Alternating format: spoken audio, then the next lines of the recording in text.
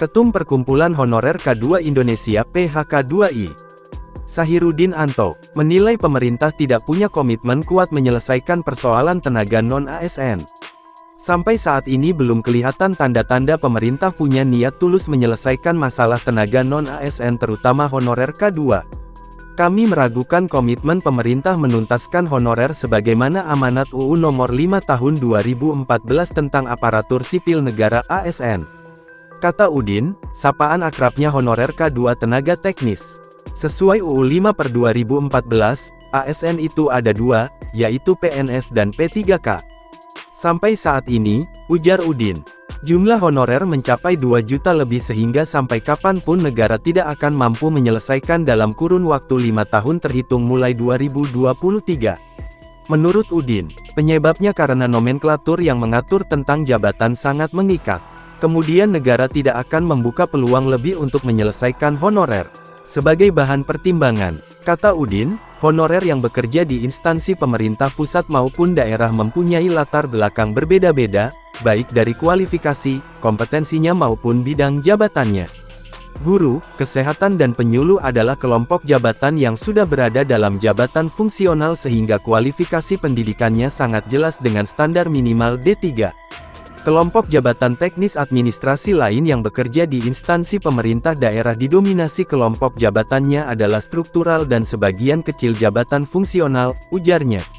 Ditambahkannya jabatan fungsional sejak 2021 bagi pemerintah daerah sangatlah baru sehingga untuk menjabat pada jabatan fungsional melalui pengangkatan pertama, perpindahan dari jabatan lain, penyesuaian dan promosi. Dia melanjutkan yang menjadi pertanyaan saat ini adalah dalam sistem merit terhadap kebutuhan dalam jabatan dimaksud apakah sudah memenuhi ketentuan sesuai standarisasi jabatan yang lahir sesuai tuntutan dan keinginan pemerintah. Dia yakin perpindahan dari jabatan, penyesuaian dan promosi jabatan dari struktural ke fungsional sudah pasti belum memenuhi prasyarat dari jabatan fungsional bagi PNS yang mensyaratkan kompetensinya belum memenuhi syarat jabatannya. Lalu, lanjutnya mengapa pemerintah tidak memberikan kebijakan pada prasyarat kompetensi untuk pengangkatan pertama dalam jabatan fungsional? Bapak Presiden yang saya hormati, Pak Menpan RB yang kami banggakan.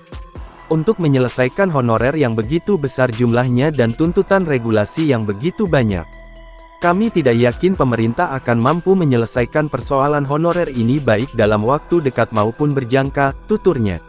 Alasannya kata Udin, karena formulasi yang ada memberikan batasan terhadap penyelesaian dan pengangkatan honorer menjadi ASN.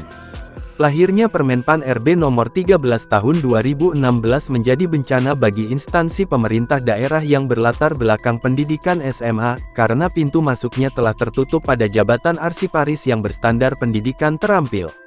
Sebelum terbit Permenpan RB 13/2016, Imbu Udin, nomenklatur jabatan arsiparis bisa diisi pemula. Dalam Permenpan RB Nomor 48 Tahun 2014 Pasal 7 Ayat 2 Bab 4 menyebutkan jenjang dan jabatan arsiparis kategori keterampilan yang terendah sampai tertinggi, yaitu arsiparis pemula, arsiparis terampil, arsiparis mahir, dan arsiparis penyelia. Inilah yang menjadi hambatan bagi tenaga SMA untuk bisa dibukakan formasi ASN pegawai pemerintah dengan perjanjian kerja P3K.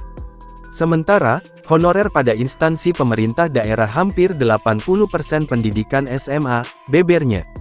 Oleh karena itu PHK2I memohon kepada Presiden Joko Widodo agar memberikan keadilan khususnya kepada honorer tenaga teknis administrasi yang sudah mengabdi sejak 5-20 tahun agar diakomodasi menjadi ASN melalui Surat Keputusan Pejabat Pembina Kepegawaian (PPK).